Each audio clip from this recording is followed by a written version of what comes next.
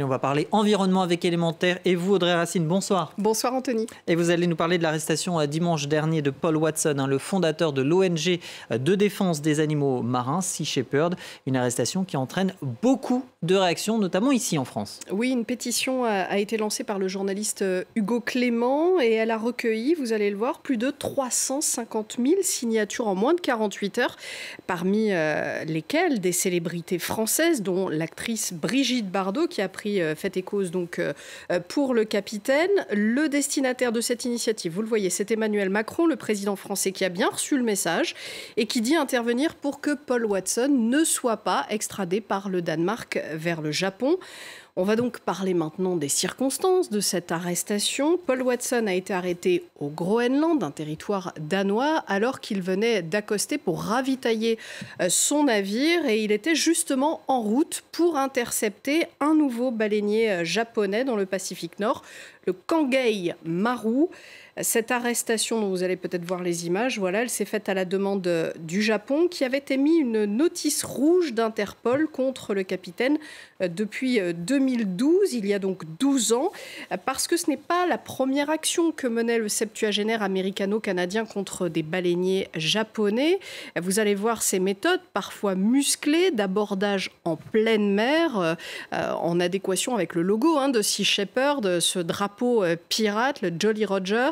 Alors, selon le mandat d'arrêt japonais, le pays accuse Paul Watson d'avoir causé des dommages et des blessures lors de 2 abordages. C'était dans les eaux de l'Antarctique en 2010.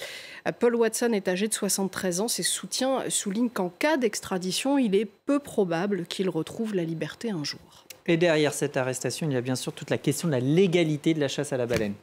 Oui, le Japon n'a pas réagi, le gouvernement n'a pas réagi à cette arrestation parce que si elle l'a souhaité, elle met aussi en lumière sa poursuite de cette pratique problématique de la chasse à la baleine. Elle a fait l'objet, la chasse à la baleine, d'un moratoire international en 1986, ça fait donc un moment. Je vous en parlais récemment, ce moratoire, il a permis notamment aux populations de baleines à bosse de se reconstituer.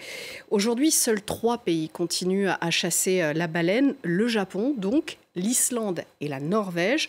En 2010, l'Australie avait engagé une procédure contre le Japon par l'intermédiaire de la Cour internationale de justice, affirmant que son programme à l'époque de chasse à la baleine en Antarctique, donc ce programme sur lequel est intervenu Paul Watson, était contraire aux obligations du Japon en vertu des accords internationaux dont je vous parlais à l'instant.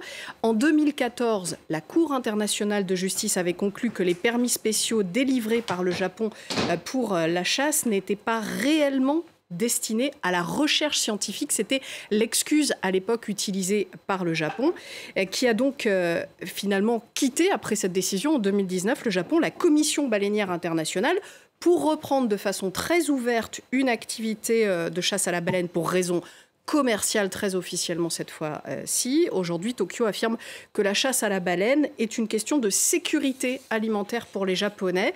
Pourtant, la consommation de viande de baleine au Japon est seulement de 2000 tonnes par an. Elle était 200 fois supérieure dans les années 60. 85% des citoyens japonais s'opposent à ce que leurs impôts servent à financer la chasse à la baleine.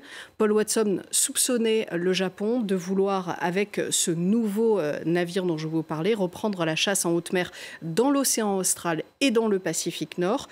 Le fait aussi, un dernier mot, que le Danemark soit à l'origine de cette arrestation n'est pas un hasard, parce que Paul Watson lutte aussi contre la pratique traditionnelle du grind, c'est ce massacre traditionnel et annuel des dauphins pilotes aux îles Féroé, un territoire autonome du Danemark. Merci beaucoup Audrey.